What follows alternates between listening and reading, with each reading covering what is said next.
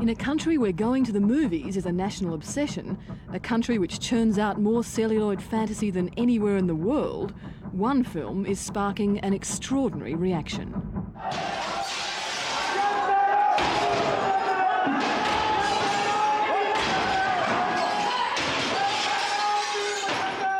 Nothing had prepared me for the way the Shiv Seniks attacked fire. I mean, nothing. This is the only way to pressurize it, that way. Majority doesn't like it.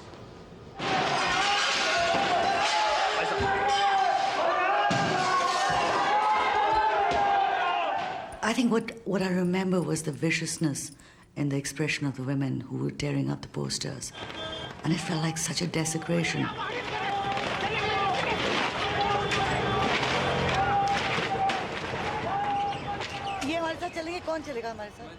Internationally acclaimed director Deepa Mehta is stunned by the reaction to her film and by the changes she fears are taking hold in her country. Now when she travels in India, she's forced to take along an armed guard.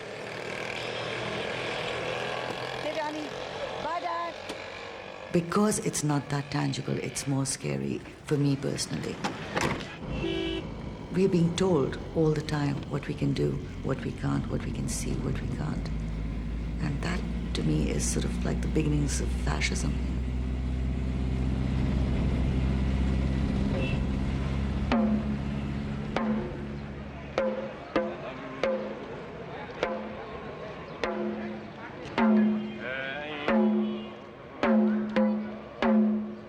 The world's largest democracy is today honouring its national hero, Mahatma Gandhi. But these people are marching not to celebrate Gandhi's birth, but to warn that his message of non-violence and tolerance is being trampled. The law connives him and is involved. Look at this gentleman here listening to me. Now there's a policeman listening to me. This is the so-called free state. Film this man. He's watching everything. Film him. Pride rule my will. Among those who fear the country of Gandhi has lost its way is the Mahatma's great-grandson. The fear psychosis amongst the creative people on whom the attacks have been the most virulent is because of the sheer strength of louts that these people have, the stormtroopers that they have, to whom nothing is sacrosanct. The fear on the streets here is generated by this man. Once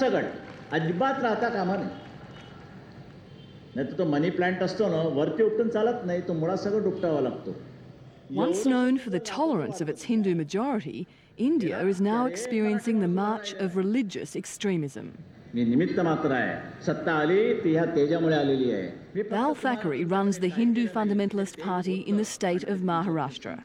The Shiv Sena has held power here for 5 years, with a combination of anti-Muslim propaganda and brute force.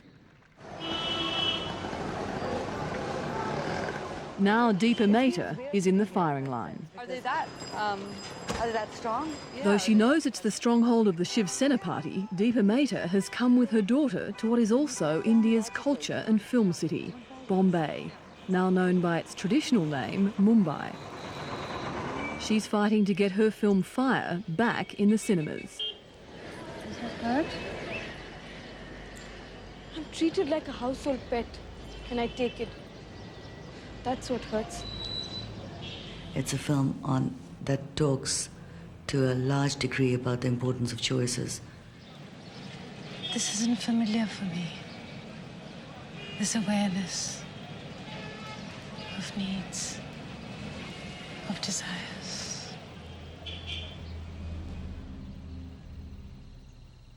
It's a gentle film to Western eyes, a subtle Indian Thelma and Louise, without the guns or even much nudity. But lesbianism was always going to be provocative here.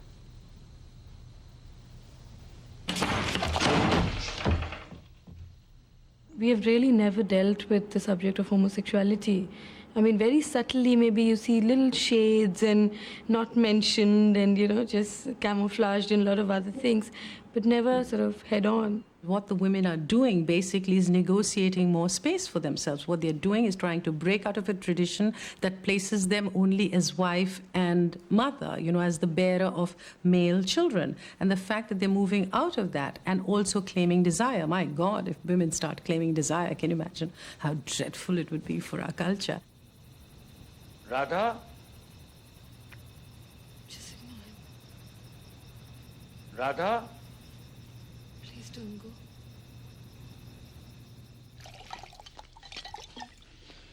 Where were you? With Sita. You didn't hear me calling? Yes, I did. Why didn't you come? Sita says the concept of duty is overrated. Such rebellion against male authority is also provocative in a culture where the majority of women are subservient to men. When women come to see this film, they're not really seeing it as a lesbian film. They're probably relating to the loneliness that the women go through, or the way arranged marriages, you know, I mean, that little scene where the guy I marry, I mean, he just makes love on the first night, or I wouldn't even call it that, has sex on the first night and turns and sleeps off, you know. And I think that's the loneliness that people really associate with. But Fire is nothing like the majority of films produced in India.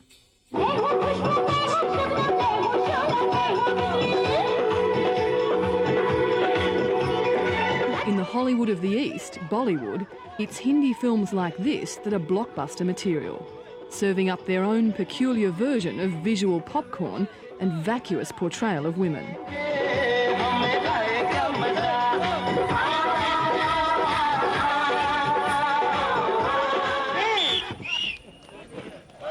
Here, filmmakers churn out suggestive song and dance numbers by the dozen and scenes full of titillating innuendo. But the one thing you won't see is a kiss.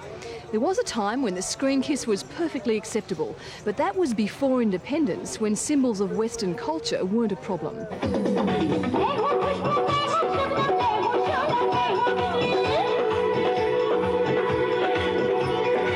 Now Bollywood is not only the country's entertainment factory, but the keeper of Hindu culture. And lesbianism is not just seen as an import from the West, but an affront to the Hindu ideal.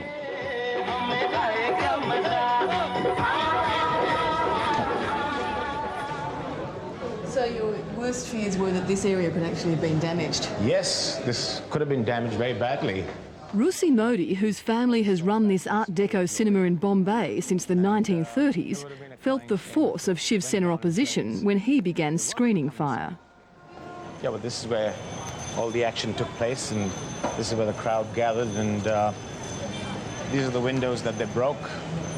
This one, then the other two were the crowders, that side, and... How did they break them? What did they smash them? Well, their sticks, stones, smashed them with their fists, whatever. There must have been about 200, 300 people. So how shocking was it for you? Very shocking. I would never have expected something like this to ever happen in my city of Bombay. Never.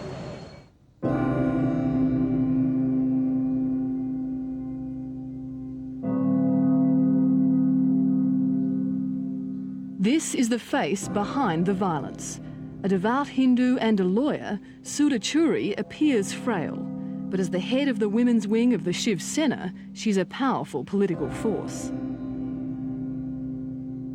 See, in the film Fire, that whatever is shown, it's against our culture. And it's unnatural things, which our religion, our custom will never permit. And that's why we're against that.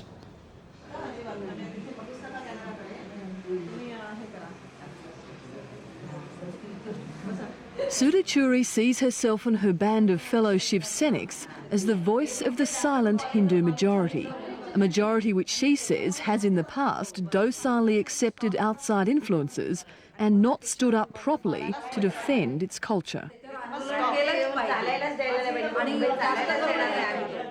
I believe in law, no doubt.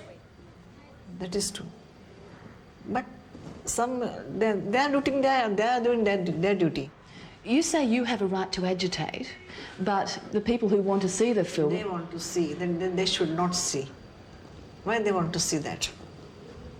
प्यार इस तरह की एक इमारत ये भी है, Taj Mahal. Normally, Sadi Churi and her Shiv Sena wing could rest assured that no lesbian films would make it past the Indian censor board. Yes, India has always been unbelievable. The censor screens hundreds of films a year, most of them from Bollywood. What we essentially feel here is that censorship is important to moderate that freedom of expression, and that plays a very important role. I think censorship is very important in any civilized society.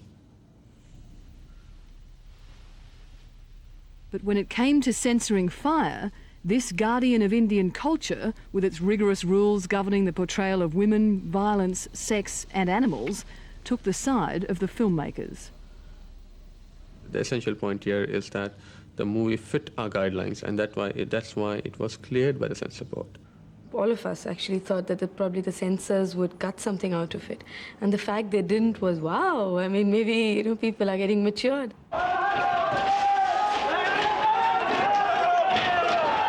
No such maturity was shown by the Shiv Sena. Its reaction was not only to forcibly remove the film from the screens, but to send fire back to the censor board. Once the censors made a decision on a film, how rare would it be for a film to be sent back by a particular state government? What happened recently in case of fire was is in recent memory the only film that I have come across. And Sadi Churi warns the censor board it had better not pass the film this time. If they do that, then we'll start again agitations. We'll stop pictures. So if they do pass it again, there'll be more violence? It is sent back, It's completely unacceptable to say that they speak in the name of Indian culture, because Indian culture is a very tolerant one. This kind of intolerance that the Shiv Sena has shown is unacceptable. But then tolerance has never been the hallmark of this party. It's marshalled support over the years with an appeal to raw emotion, the emotion of religious fundamentalism.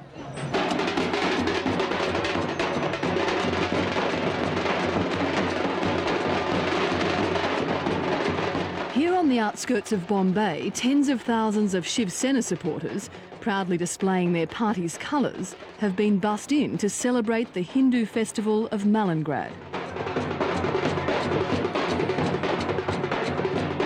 But for all the enthusiasm the event seems to generate, this is not a Hindu pilgrimage that is familiar to recent generations. It's a piece of their culture Shiv Seniks say they're reclaiming after it was stolen by Muslims. Mass gatherings like this that the ruling Shiv Seniks whip up enthusiasm for their brand of Hindu fundamentalism. Today, the saffron swathed supporters are here in their thousands. But a decade ago, you'd have been more likely to find Muslims here than Hindus. That's because while these people say this has always been a Hindu shrine, for the best part of a century, it's been better known as the mausoleum of a Muslim saint. And the mere presence today of this saffron throng is a powerful reassertion of the dominance of the majority. It's about politics, it's not about religion. It's about using grievances in the past, real or imaginary, that need redress in the present times to get back your honor, so to speak. And by doing that, becoming a way of mobilizing votes.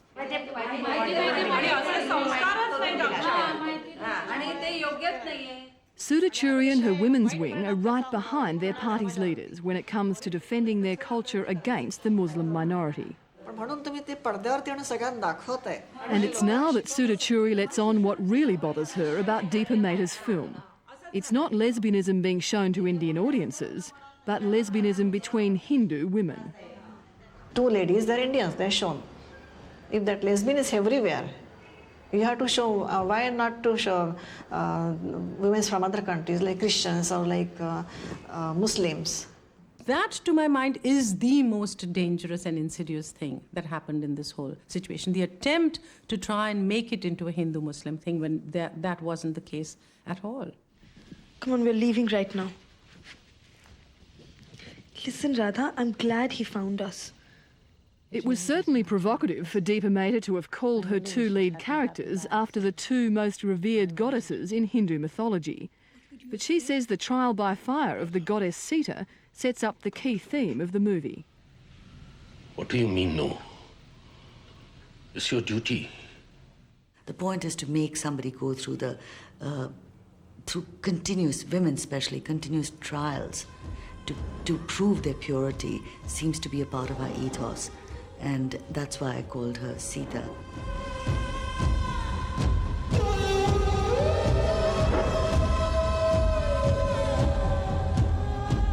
Do you think that if you had been a Muslim director, you would have been more at risk? People would have reacted even more violently towards you and your film? film? Absolutely. In this climate right now, it would have been disastrous. If I was Muslim, I would have been lynched by now, and the film would have been, just put in cans and dug up in some cave or the other. Are you serious? Oh, absolutely. I mean, there's no question about it.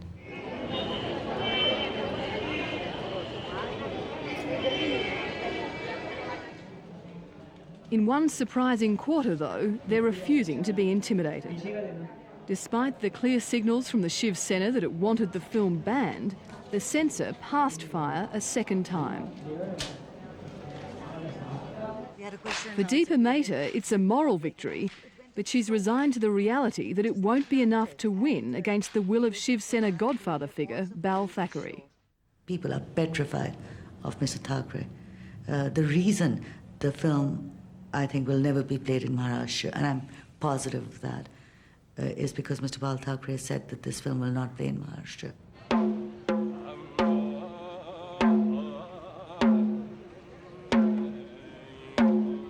In this city, which has always been at the centre of India's culture, fear is now setting the artistic agenda. This is the same thought process that murdered the Mahatma 51 years ago. This is the same kind of propagation of lies and falsehoods that heralds the coming of fascism.